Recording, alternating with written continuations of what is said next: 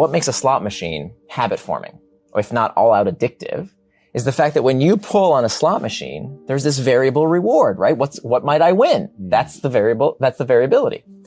And we see the exact same psychology at work in all sorts of products. For example, with many things online, have you noticed that over the past few years, everything has a feed, right? There's this feed element in all sorts of products. Why is that? That didn't used to exist a few years ago. And yet today, everything has a feed. Well, if you think about it, what makes us scroll on a feed is the same exact psychology.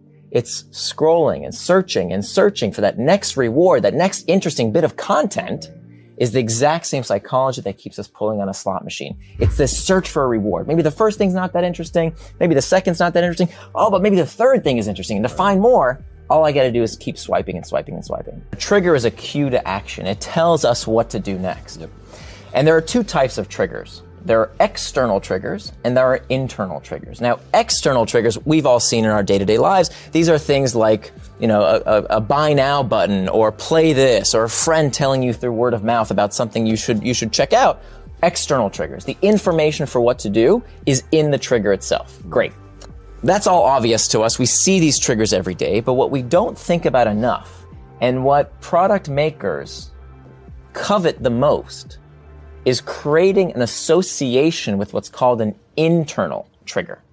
An internal trigger cues us to action. It tells us what to do next, but the information for what do we do is not in the trigger itself, as is the case of the external trigger. The information for what do I do next is given to the user from their own memory, through an association in their brain. So for example, when I'm in a certain place, a certain situation, a certain routine, around certain people, and most frequently when we experience a certain emotion, that prompts me to action. That tells me what to do next.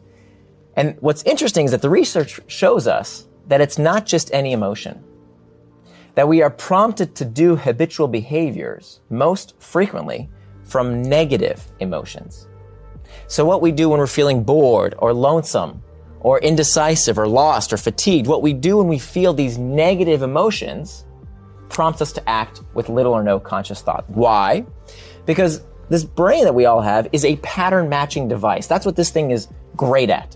Figuring out, hey, what solves my problems reliably, time and time and time again. And once I figure out cause and effect of where I can scratch my itch, where I can solve my pain, that's what I'm going to go to time and time again.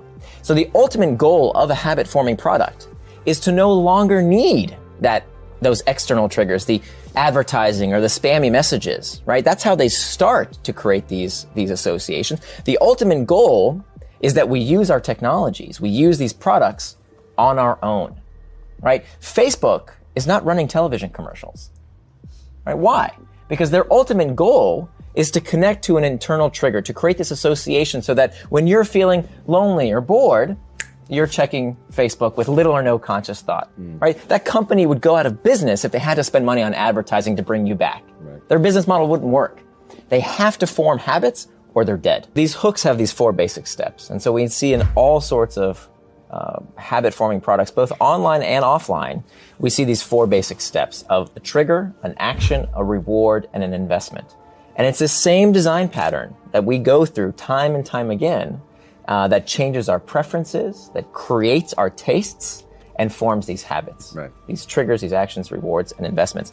So when you think about the products that are most engaging, that capture our attention, that hold on to our focus and won't let go, you'll find these hooks if you dig below the surface. One of the things that I think kind of surprises people or that they recognize in themselves is the power of these rewards.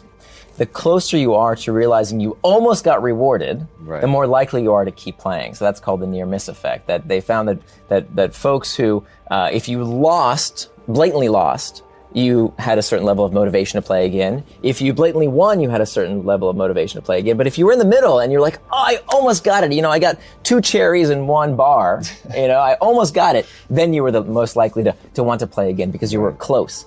And so we see this similar effect online, of course, and offline, frankly. It's not that habit-forming products are new or just confined to digital products. I mean, look, what makes spectator sports so interesting to watch? It's constantly near misses. Oh, my team almost got the goal. We almost got it, right? And there's this constant game of watching this little ball go back and forth across a field or across a court that is full of variability. That's what keeps us engaged. Knowing sort of what these things are that are playing in mind allows to use that very feeling as a trigger and force a direction change in behavior.